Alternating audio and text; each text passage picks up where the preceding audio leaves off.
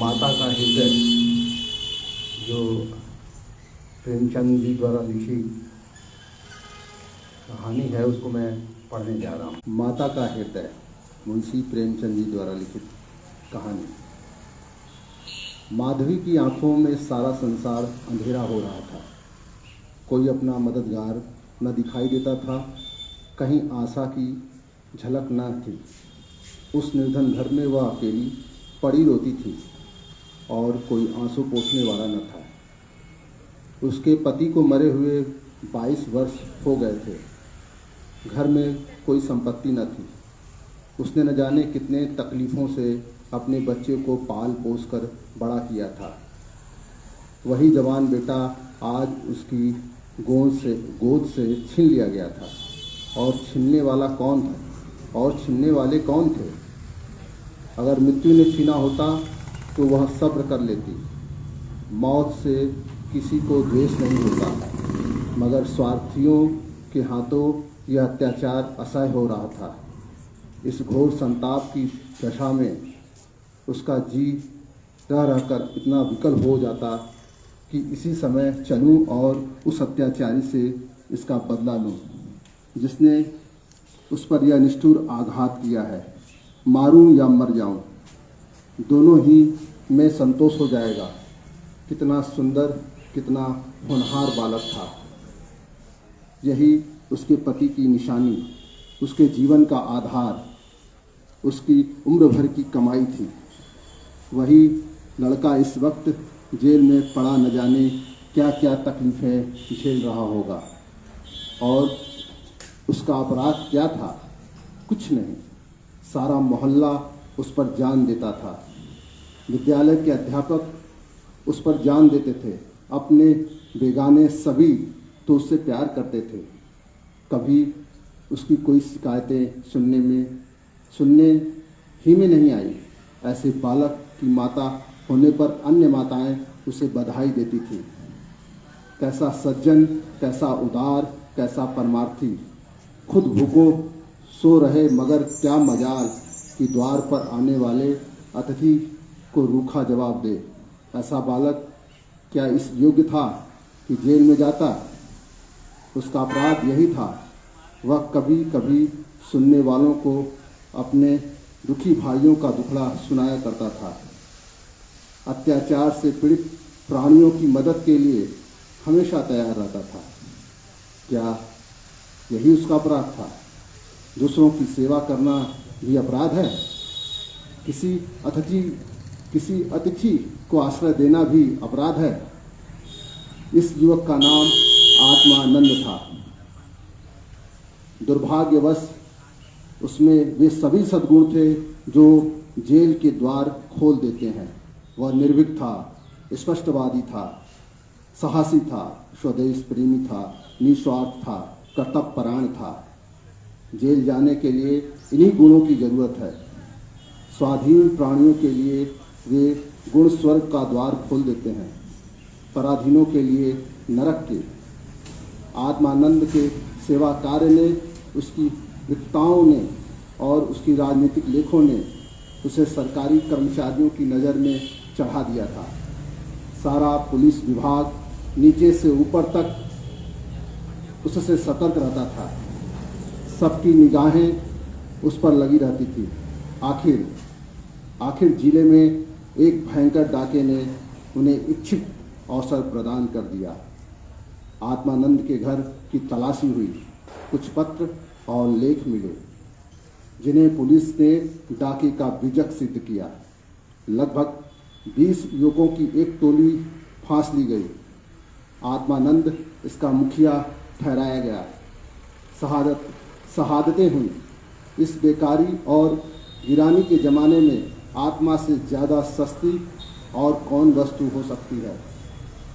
बेचने को और किसी के पास रह ही क्या गया है? नाम मात्र का प्रलोभन देकर अच्छी सी अच्छी शहादतें मिल सकती हैं और पुलिस के हाथ पड़कर तो निष्कृष्ट से निष्कृष्ट गवाहियाँ भी देववाणी का महत्व प्राप्त कर लेती हैं। शहादतें मिल गई। महीने भर मुकदमा चला। मुकदमा क्या चला, एक स्वांग चलता रहा और सारे अभियुक्तों को सजाएं दे दी गई। आत्मानंद को सबसे कठोर दंड मिला, 8 वर्ष का कठिन कारावास। माधवी रोज कचहरी जाती, एक कोने में बैठी सारी कार्रवाई देखा करती। मानवीय चरित्र कितना दुर्बल, कितना निर्दय, कितना नीच है, इसका उसे तब तक अनुमान भी न हुआ था जब आत्मानंद को सजा सुना दी गई और वह माता को प्रणाम करके सिपाहियों के साथ चला तो माधवी मूर्छित होकर जमीन पर गिर पड़ी। 2-4 दयालु सज्जनों ने उसे एक टांगे पर बिठाकर घर तक पहुंचाया। जब से वह होश में आई है, उसके हृदय में शूल सा उठ रहा है। किसी तरह धैर्य नहीं होता। उस घोर आत्मवेदना की दशा में अब अपने जीवन का केवल एक लक्ष्य दिखाई देता है और वह है इस अत्याचार का बदला। इस अत्याचार का बदला है। अब तक पुत्र उसके जीवन का आधार था, अब शत्रुओं से बदला लेना ही उसके जीवन का आधार हो गया। जीवन में अब उसके लिए कोई आशा न थी। इस अत्याचार का बदला लेकर वह अपना जन्म सफल समझेगी। इस अभागे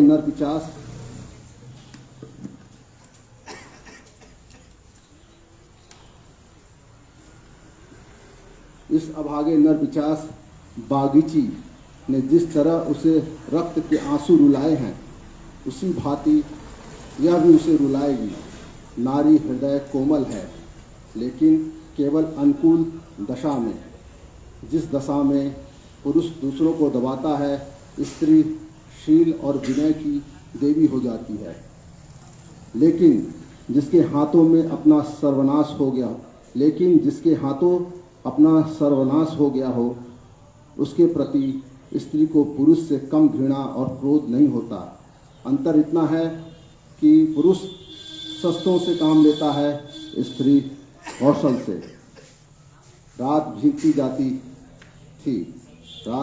जाती थी और माधवी उठने का नाम न लेती थी। उसका दुख प्रतिकार के आवेश में विलीन होता जाता था, यहाँ तक कि इसके सिवा उसे और किसी बात की याद ही न रही। उसने सोचा कैसे यह काम होगा। कभी घर से नहीं निकली। वैद्यवय के 22 साल इसी घर में कट गए, लेकिन अब निकलूंगी, जबरदस्ती निकलूंगी, भिखारिन बनूंगी, टहलनी बनूंगी, झूठ बोलूंगी, सब कुकर्म करूंगी। सत्कर्म के लिए संसार में स्थान नहीं। ईश्वर ने निराश होकर कदाचित इसकी ओर से मुंह फेर लिया है। जभी तो यहाँ ऐसे अत्याचार होते हैं और पापियों को दंड नहीं मिलता। अब इन्हीं हाथों से उसे दंड दूंगी।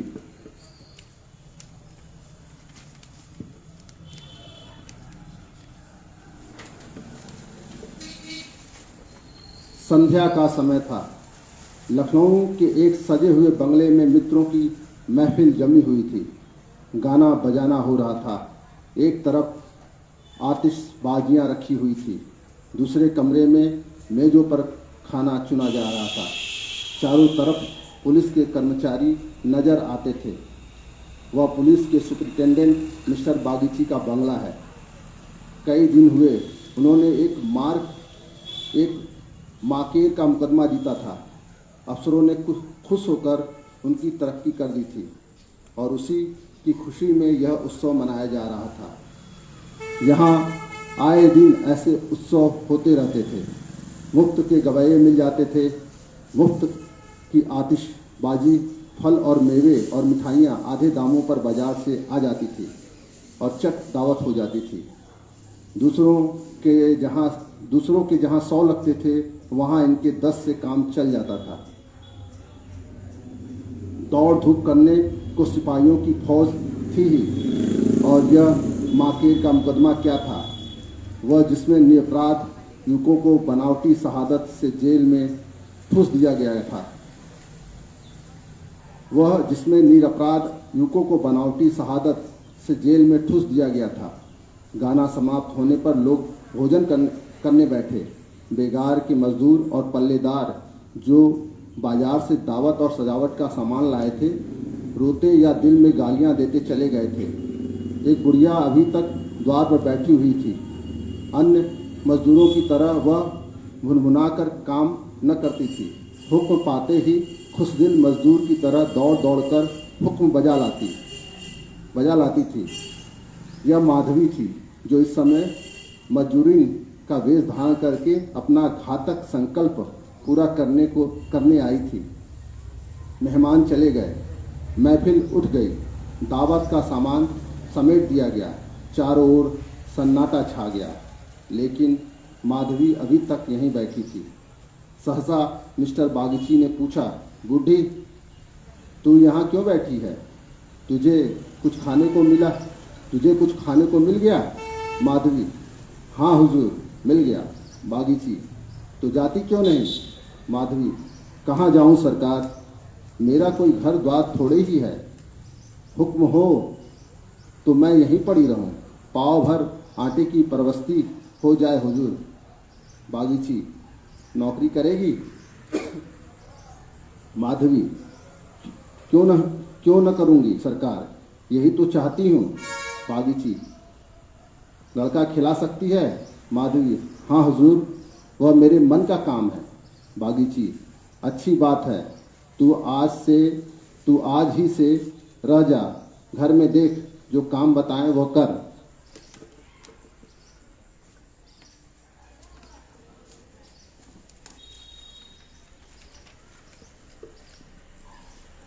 एक महीना गुजर गया। माधवी इतना तन मन से काम करती कि सारा घर उससे खुश है। बहू जी का मिजाज बहुत ही चिड़चिड़ा है। वह दिन भर खाट पर पड़ी रहती हैं और बात बात पर नौकरों पर झल्लाया करती हैं, लेकिन माधवी उनकी घुड़कियों को भी सह लेती। अब तक मुश्किल से कोई दाई 1 सप्ताह से अधिक ठहरी थी। माधवी ही का कलेजा है कि जली कटी सुनकर भी मुख पर मैल नहीं आने देती। मिस्टर बागीची के कई लड़के हो चुके थे, पर यही सबसे छोटा बच्चा बच रहा था। बच्चे पैदा तो हिष्ट पुष्ट होते, किंतु जन्म देते ही उन्हें एक न एक रोग लग जाता था और कोई 2-4 महीने, कोई साल भर जीकर चल देते थे। माँ बाप दोनों इस शिशु पर प्राण देते थे। उसे जरा जुखाम भी हो तो दोनों विकल हो जाते। स्त्री पुरुष दोनों शिक्षित थे, पर बच्चे की रक्षा के लिए टोना टोटका, दुआ, ताबीज, जंतर मंतर, एक से भी उन्हें इनकार न था। माधवी से यह बालक इतना हिल गया कि एक क्षण के लिए भी उसकी गोद से न उतरता। वह कहीं एक क्षण के लिए चली जाती तो रो रो कर दुनिया सिर पर उठा लेता। वह सुलाती तो सोता, वह दूध पिलाती था और समझता यह कोई परदेसी आदमी है। माँ आलस्य और कमजोरी के मारे गोद में लेकर टहल न सकती थी। उसे वह अपनी रक्षा का भार संभालने के योग्य न समझता था और नौकर चाकर उसे गोद में लेते तो इतनी बेदर्दी से कि उसके कोमल अंगों में पीड़ा होने लगती थी। कोई उसे ऊपर उछाल देता, यहाँ तक कि अबोध शिशु का कलेजा मुंह को आ जाता था। इन सबों से वह डरता था। केवल माधवी थी जो उसके स्वभाव को समझती थी। वह जानती थी कि कब क्या करने से बालक प्रसन्न होगा, इसलिए बालक को भी उससे प्रेम था। माधवी ने समझा था यहाँ कंचन बरसता होगा, लेकिन उसे देखकर कितना विस्मय हुआ कि बड़ी मुश्किल से महीने का खर्च पूरा पड़ता है।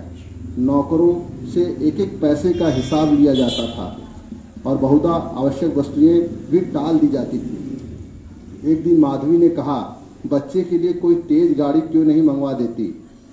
गोद में उसकी बाढ़ मारी जाती है। मिसेज बागची ने कुंठित होकर कहा, कहाँ से मंगवा दूं? कम से कम 50-60 रुपये में आएगी। इतने रुपए कहाँ हैं? माधवी, मालकिन भी ऐसा कहती हैं? मिसेज बागची झूठ नहीं कहती। बाबूजी की पहली स्त्री से 5 लड़कियां और हैं। सब इस समय इलाहाबाद के एक स्कूल में पढ़ रही हैं। बड़ी की उम्र 15-16 वर्ष से कम न होगी। आधा वेतन तो उधर ही चला जाता है। फिर उनकी शादी की भी तो फिक्र है। पांचों के विवाह में कम से कम 25,000 लगेंगे। इतने रुपए कहाँ से आएंगे? मैं चिंता के मारे मरी जाती हूँ।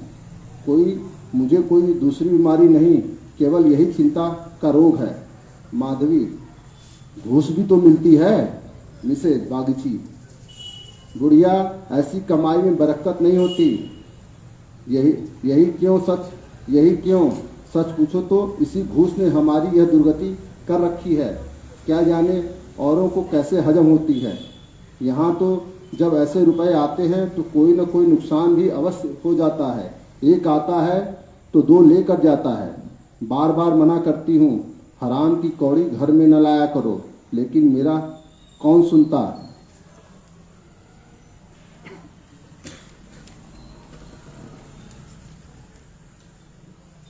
बात यह थी कि माधवी को बालक से स्नेह होता जाता था। उसके अमंगल की कल्पना भी वह नहीं कर सकती थी। वह अब उसी की नींद सोती और उसी की नींद जागती थी। अपने सर्वनाश की बात याद करके एक क्षण के लिए उसे बागीची पर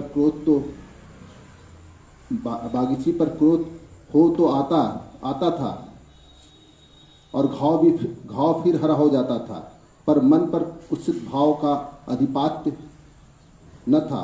घाव भर रहा था, केवल ठेस लगने से दर्द हो जाता था। उसमें स्वयं टीस या जलन न थी। इस परिवार पर अब से दया आती थी। सोचती, बेचारे यह छीन झपट कर न करें तो कैसे गुजर हो। लड़कियों का विवाह कहाँ से करेंगे। स्त्री को जब देखो बीमार ही रहती है।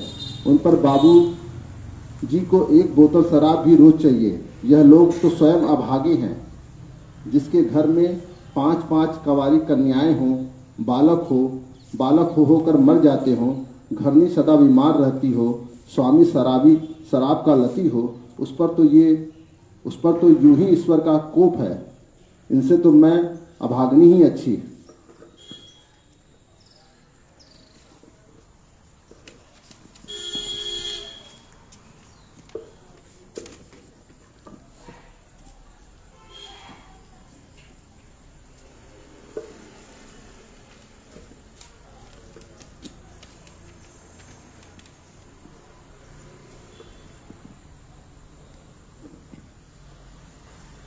दुर्बल बालकों के लिए बरसात बुरी बला है।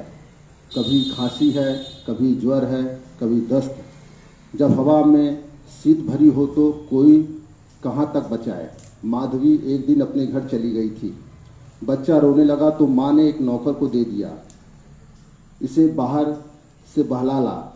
नौकर ने बाहर ले जाकर हरी हरी घास पर बैठा दिया। पानी बरस कर निकल गया था। भूमि गीली हो रही थी। कहीं कहीं पानी भी जमा हो गया था। बालक को पानी में छपके लगाने से ज़्यादा प्यारा और कौन सा खेल हो सकता है।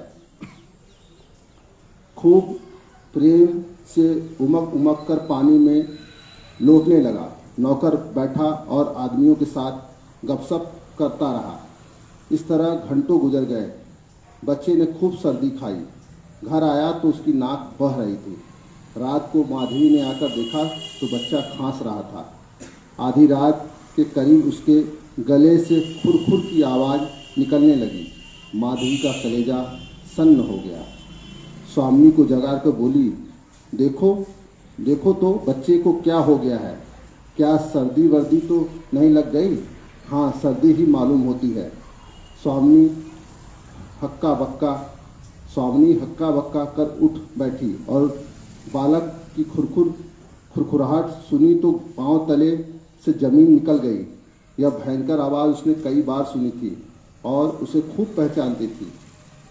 व्यग्र होकर बोली, जरा आग जलाओ, थोड़ा सा चोकर लाकर एक पोटली बनाओ। सेकने से लाभ होता है। इन नौकरों से तंग आ गई। आज कहार जरा देर के लिए बाहर ले गया था, उसी ने सर्दी में छोड़ दिया होगा। सारी रात दोनों बालक को सेकती रही। किसी तरह सवेरा हुआ। मिस्टर बागची को खबर मिली तो सीधे डॉक्टर के यहाँ दौड़े। खैरियत इतनी थी कि जल्द एहतियात की गई।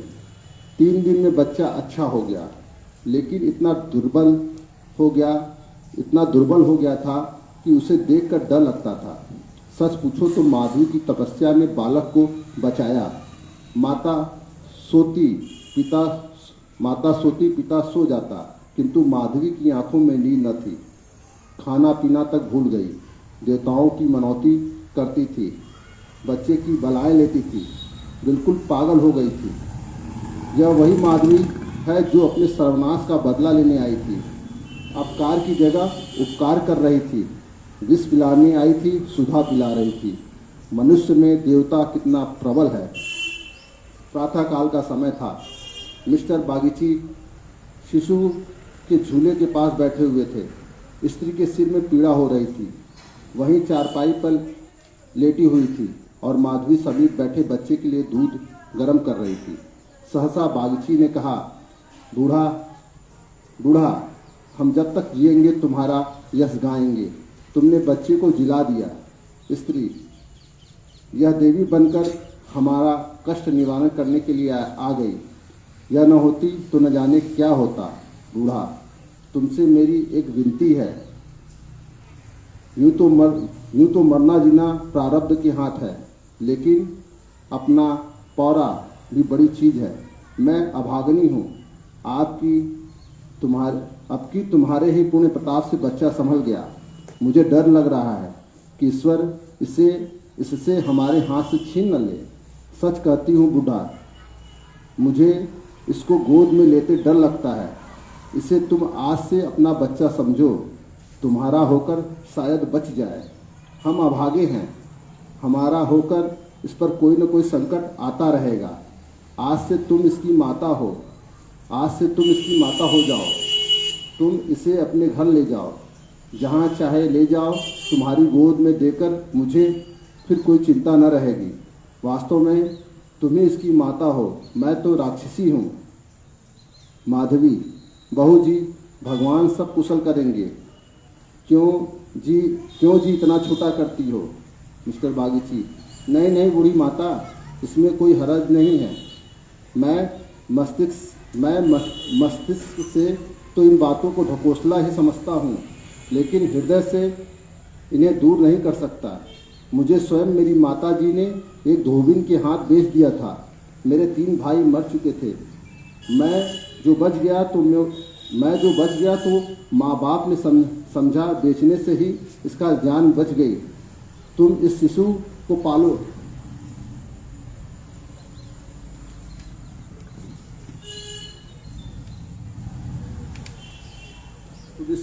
तुम इस शिशु को पालो पोसो, इसे अपना पुत्र समझो। खर्च हम बराबर देते रहेंगे, इसकी कोई चिंता मत करना। कभी कभी जब हमारा जी चाहेगा आकर देख लिया करेंगे। हमें विश्वास है कि तुम इसकी रक्षा हम लोगों से कहीं अच्छी तरह कर सकती हो। मैं कुकर्मी हूँ। जिस पेशे में हूँ उसमें कुकर्म किए बगैर काम नहीं कर सकता। झूठी शहादतें बनानी ही पड़ती हैं। निरपराधों को फंसाना ही पड़ता है। आत्मा इतनी दुर्बल हो गई है कि प्रलोभन में पड़ ही जाती है। जानता हूँ कि बुराई का फल बुरा ही होता है, पर परिस्थिति से मजबूर हूँ। अगर न करूँ तो आज नालायक बनाकर निकाल दिया जाऊँ। अंग्रेज हजारों भूल करें, कोई नहीं पूछता। हिंदुस्तानी एक भूल भी कर बैठे तो सारे अफसर उसके सिर हो जाते हैं। हिंदुस्तानियों को तो कोई बड़ा पद न मिले, वही अच्छा। पद पाकर तो उनकी आत्मा का पतन हो जाता है। उनको हिंदुस्तानियत का दोष मिटाने के लिए कितनी ही ऐसी बातें करनी पड़ती है जिनका अंग्रेज के दिल में कभी ख्याल ही पैदा नहीं हो सकता। तो बोलो, स्वीकार करती हो? माधवी गदगद होकर बोली, बाबूजी, आपकी इच्छा है तो मैं बाबूजी, अगर आपकी इच्छा है तो मुझसे भी जो कुछ बन पड़ेगा आपकी सेवा कर दूंगी। भगवान बालक को अमर करे, मेरी तो उनसे यही विनती है। माधवी को ऐसा मालूम हो रहा था कि स्वर्ग के द्वार सामने खुले हैं और स्वर्ग की देवियां अचल फैला फैलाकर आशीर्वाद दे रही हैं। मानो उसके अंतस्थल में प्रकाश की लहरें सी उठी रही, मानो उसके अंतस्थल में प्रकाश की लहरें सी उठ रही हैं। इस स्नेहमय सेवा में कितनी शांति थी। बालक अभी चादर ओढ़े सो रहा था। माधवी ने दूध गर्म हो जाने पर उसे झूले पर से उठाया तो चिल्ला पड़ी। बालक की देह ठंडी हो गई थी और मुंह पर पीलापन आ गया था। यह देखकर कलेजा हिल जाता है। ठंड से आह निकल जाती है और आंखों से आंसू बहने लगते हैं। जिसने उसे एक बार देखा है फिर कभी नहीं भूल सकता। माधवी ने शिशु को गोद में चिपटा लिया, हालांकि नीचे उतार देना चाहिए था। कोहराम मच गया। माँ बच्चे को गले से लगाए रोती थी, पर उसे जमीन पर न सुलाती थी। क्या बात हो रही थी और क्या हो गया? मौत को धोखा देने में आनंद आता है। वह उस वक्त कभी नहीं आती जब लोग उसकी राह देखते हैं। रोगी जब संभल जाता है, जब वह पथ्य लेने लगता है, उठने बैठने लगता है, घर भर खुशियां मनाने लगता है, सबको विश्वास हो जाता है कि संकट टल गया। उस वक्त घात में बैठी हुई मौत सिर पर आ जाती है। यह उसका निठुर लीला है। आशाओं के बाग लगाने में हम कितने कुशल हैं। यहाँ हम रक्त के बीज बोकर सुधा के फल खाते हैं। अग्नि से पौधों को सींचकर शीतल छांव में बैठते हैं। हाँ, मंदबुद्धि, दिन भर मातम हो रहा। बाप रोता था, माँ तड़पती थी और माधवी बारी बारी से दोनों को समझाती थी। यदि अपने प्राण देकर वह बालक को जिला सकती तो इस समय वह अपने को धन्य भाग समझती। वह अहित का संकल्प करके यहाँ आई थी और आज जब उसकी मनोकामना पूरी हो गई और उसे खुशी से फूलों न समाना चाहिए था, उससे कहीं घोर पीड़ा हो रही थी, जो अपने पुत्र को जेल यात्रा से हुई थी। रुलाने आई थी और खुद रोती जा रही थी। माता का हृदय दया का आगार है, उसे जलाओ तो उसमें माता का हृदय दया का आगार है, उसे जलाओ तो उसमें दया की ही सुगंध निकलती है। पीसो तो दया का ही रस निकलता है। वह देवी है। विपत्ति की क्रूर लीलाएं भी उस वक्त निर्मल सोच को मलिन नहीं कर सकती।